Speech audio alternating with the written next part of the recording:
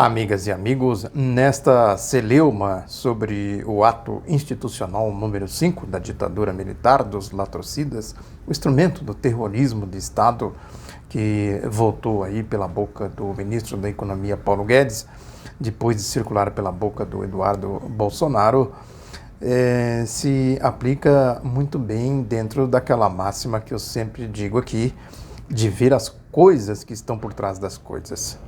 Eu já ouvi muita gente aí dizendo, não, como é que vai ser? Vai ser uma medida provisória?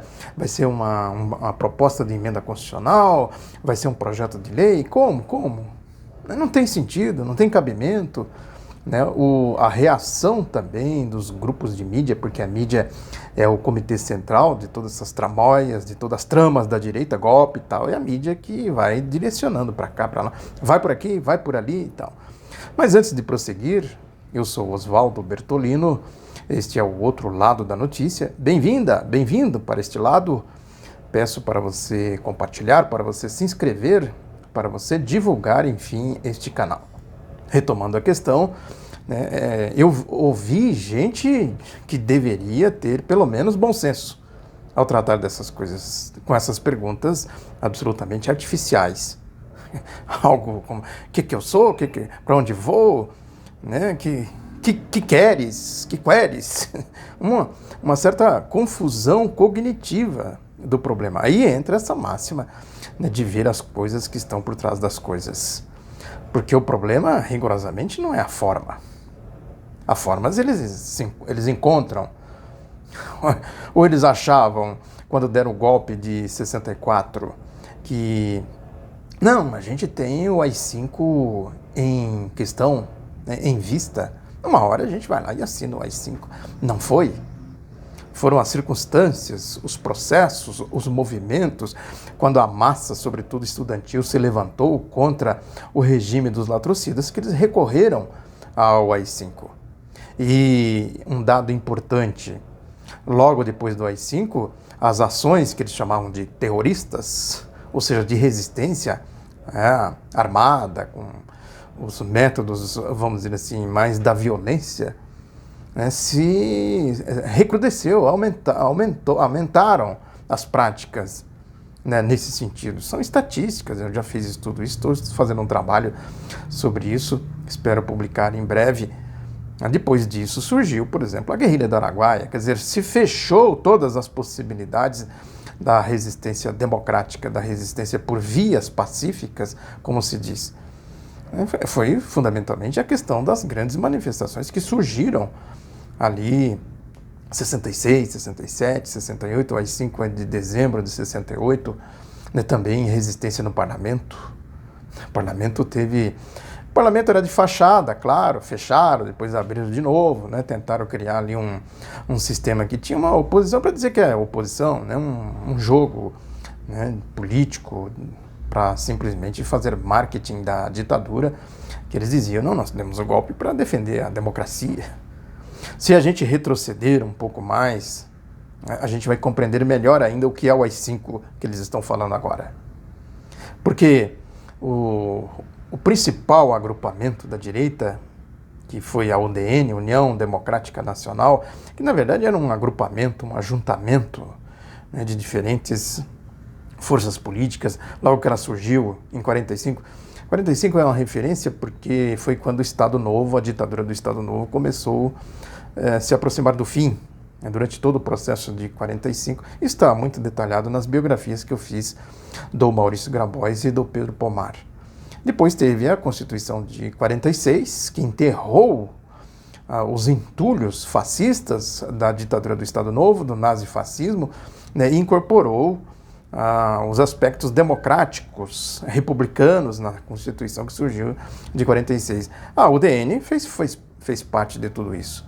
Sempre dizia, não, jamais votaremos ao Estado Novo, jamais, não sei o quê. E foi o governo do general Dutra, que foi eleito em 45, foi um governo essencialmente identificado com os fascistas, com o fascismo, e aí foi incorporando setores golpistas, aquilo que o Nelson Werneck Sodré chamou de a UDN fardada, a UDN gráfica, a mídia, e a UDN política, que era a turma que fazia o barulho ali e tal, né? Que eles foram fazendo um movimento de conspiração, a conspiração contra o Getúlio Vargas, que foi eleito em 1950, né, até que levou ele ao seu suicídio, a conspiração contra o Juscelino, contra o João Goulart e o golpe de 64. Quem estava lá apoiando o golpe de 64? A UDN.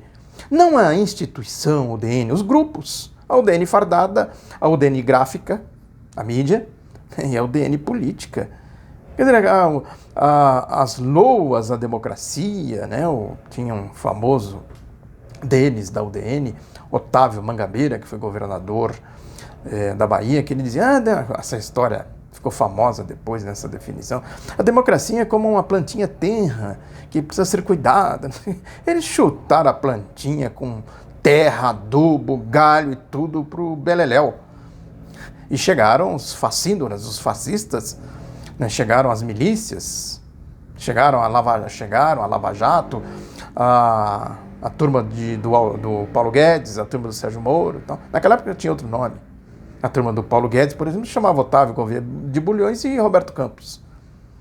A turma da Lava Jato se chamava Carlos Alberto Brilhante Ustra, Sérgio Paranhos Fleury.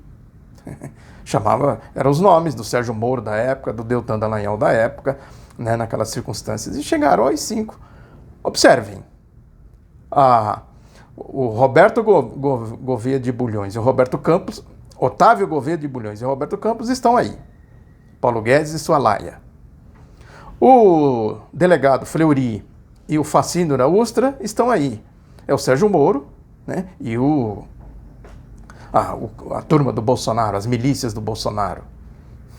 E as milícias da Lava Jato, do Sérgio Moro, que era a turma do DOPS, do Fleury.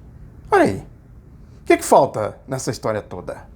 Aí, certamente, 1968, tem um livro do Zuenir Ventura, que se chama famoso, O Ano que Não Terminou, 1968, que foram manifestações em âmbito mundial, começou na França e tal, né? Enfim, né, grandes, foi o ano, né, da rebeldia, da juventude e tal, né? E ele fez esse livro, logo depois de 68, veio as 5. O que nós estamos vendo agora? 68 no Equador, no Chile, na Bolívia, na Colômbia. A Colômbia hoje está pegando fogo. Olha aí. 68 não acabou, pode voltar. 68 voltou aqui no Brasil. E se volta o 68, volta o AI-5. Claro. É uma equação simples. A velha máxima aí que o Marx escreveu no seu livro O 18 Brumário de Luiz Bonaparte, né, que ele dizia que o Hegel disse que, por assim dizer, os grandes, algo assim, os grandes e importantes processos, acontecimentos históricos se repetem 2 vezes. Aí o Marx acrescenta, e ele esqueceu de dizer uma vez como farsa, outra como tragédia. A tradição das gerações mortas ressurge para, enfim, despertar as gerações vivas, algo assim, uma formulação. O Marx tinha muita dialética na sua formulação. Essa questão tem que ser entendida, evidentemente, dialeticamente, ou seja, em evolução, né, com novas composições, com novas complexidades. 68 pode voltar. 68 já voltou, de certa forma, no Chile, né, na Colômbia, no Equador, na Bolívia, etc. 64 pode voltar. E o AI-5 não pode voltar? É absolutamente artificial essa ideia, né, de que não, nós podemos ficar tranquilos, não tem nenhuma. E gente que deveria isso, né? Gente que deveria ter pelo menos bom senso. A gente não é a pessoa que fala aí pelo senso comum. Isso é senso comum. Isso é senso comum. Que tem as categorias, né? Senso comum, o bom senso e o senso científico. A gente tem que partir de um para o outro, do simples para o complexo, do concreto para o abstrato. O senso científico é analisar a ideologia, as composições de classes. Peguem o exemplo dos processos contra o ex-presidente Lula. Estão lá julgando no TRF4, o relator já deu parecer contrário à anulação, no caso daquela sentença farsesca daquela juíza que substituiu o Sérgio Moro, que copiou a sentença e pôs lá. Quer dizer, uma vergonha, uma depravação, né, um processo abjeto, comportamentos abjetos, né, comportamentos de julgamentos do PCC, do tribunal do PCC. Eu acho que tem mais justiça do que esse tipo de julgamento. Estou falando aqui com base no documentário do UOL. Eu falei aqui já em outra ocasião, o UOL fez um documentário sobre o surgimento, o fenômeno social do PCC. É um fenômeno social. Né? Agora, o que eles fazem lá? Né? Nesses julgamentos, os do Sérgio Moro, e não é só o do Lula também, né? E esse agora, né? Lá do sítio de Atibaia. Esse João Pedro Gebran Neto, eu falo muito dele aqui, é compadre do Lula. Até hoje ele não esclareceu se é compadre oficial ou se é compadre. Oh, meu compadre, você faz um favorzinho aqui, eu faço outro ali. Quando ele saiu de Cascavel, no Paraná, o Sérgio Moro foi lá ocupar o lugar dele, arrodomou, chegou lá, cheguei. É a Paquita, né? Já que eu falo aqui do Paquito, do Wall Street, a Paquita chegou em casa. Cheguei, hilari, abriu um escritório que ganhava um salário mínimo por dia. Ela disse numa entrevista na revista Veja, né, com escritório de correspondente, acho que é assim que fala, né, dos escritórios de advogados de Curitiba, né, ganhando em cima da fama, da máfia, né, da quadrilha, Lava Jato, do Sérgio Moro e tal. Esse indivíduo que está lá relatando, né, foi o epicentro ali do processo dos 3 patetas que condenaram o Lula em segunda instância, no caso do triplex do Guarujá, aquela farsa grotesca, grosseira, né, que levou o ex-presidente a ser sequestrado, e etc. A grande questão, portanto, né, e eu tenho falado aqui que o Lula não sairia da prisão pelo processo jurídico, sairia pelo processo político, e eu, honestamente, não tinha esperança de que isso aconteceria tão rápido como aconteceu, mas saiu por um processo político. A história da Manuela Dávila, né, que, como jornalista, passou a fonte para o Glenn Greenwald do The Intercept Brasil, né, que o The Intercept Brasil, junto com outros veículos aí da mídia, revelaram o modus operandi da quadrilha do Sérgio Moro, da facção criminosa do Sérgio Moro, do Deltan Dallagnol, né, e isso, a ação direta de constitucionalidade do PCdoB, e também outras, a principal foi do PCdoB, teve também uma da OAB e acho que do Podemos, né, mas a principal foi a do PCdoB, quer dizer, Manuela Dávila, a ação direta de constitucionalidade do PCdoB, né, junto com o The Intercept Brasil, resultou num processo político que libertou o Lula. Não foi um julgamento jurídico, porque se julgar o mérito, esse é o grande problema. A primeira questão é julgar a suspeição do chefe da facção criminosa Lava Jato, Sérgio Moro. É claro que ele é suspeito, é evidente. Ninguém com bom senso vai dizer que o Sérgio Moro não é suspeito, que ele não fez julgamento político, né, que ele não teve um comportamento nazi-fascista, né, todo o processo, as coisas, toda a sujeiraiada que a gente já sabia, depois o The Intercept Brasil revelou e tal. Enquanto não se jogar o mérito e dizer o seguinte, isso aqui é uma quadrilha. Quem jogou o Lula é uma quadrilha. É uma facção criminosa. São criminosos, bandoleiros, facínoras, Ustra, Fleury. Foram eles que condenaram o Lula e sequestraram o Lula. Enquanto não se fizer isso, as coisas continuam aí, né, a caminho do AI-5. Portanto, mais do que a especulação se o AI-5 vai ser uma medida provisória, um projeto de lei, tal, é necessário entender o espírito, as coisas que estão por trás das coisas. A UDN. Não, jamais voltaremos ao Estado Novo, dizia a UDN. Os udenistas não voltou ao Estado Novo, mas voltou em 64. Olha aí, mudou a forma, mas o conteúdo é o mesmo. A ideologia é a mesma. As classes sociais são as mesmas. O processo histórico é o mesmo. O AI-5, claro, foi um instrumento ali exatamente num processo muito semelhante ao que nós estamos passando agora. A composição, eu digo, os elementos que compõem a conjuntura. O AI-5, lógico que está no horizonte. Quando o Bolsonaro elogia o facínora Ustra, o miliciano Ustra, o que ele está falando ali?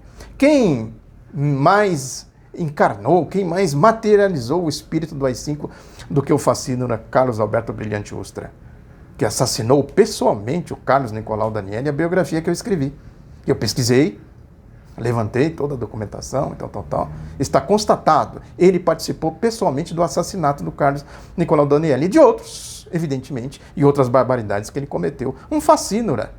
Aquela turma, quem lê a crônica do nazifascismo, sabe como agiam lá os carrascos daquele regime. O Ustra era um nazista. Materializou o espírito do AI-5. Agora, eles podem encontrar outro Ustra, o Bolsonaro diz, Ustra, volta, Ustra vive. Não tem aí a turma que anda pela rua com as camisetas, Ustra vive? Vive. O espírito do Ustra vive. Eles acham outro Ustra, acham outro Fleury, acham outro caminho, acham uma forma. É isso, né? A gente compreender, enfim. Repito as coisas que estão por trás das coisas. Muito obrigado pela atenção. Divulgue, volto a pedir para você divulgar, se inscrever, curtir, comentar, compartilhar e tal, para a gente, né, ir fazendo aqui cada vez mais um embate que nós precisamos. Né? Nós precisamos de militância. Precisamos, vamos dizer assim, de certa forma, desesperadamente, de uma ação cada vez mais efetiva, porque a marcha do AI-5 está claramente visível. O AI-5 está marchando. Não tenhamos dúvidas quanto a isso. Muito obrigado pela atenção. Divulgue o outro lado da notícia. Um abraço, até a próxima.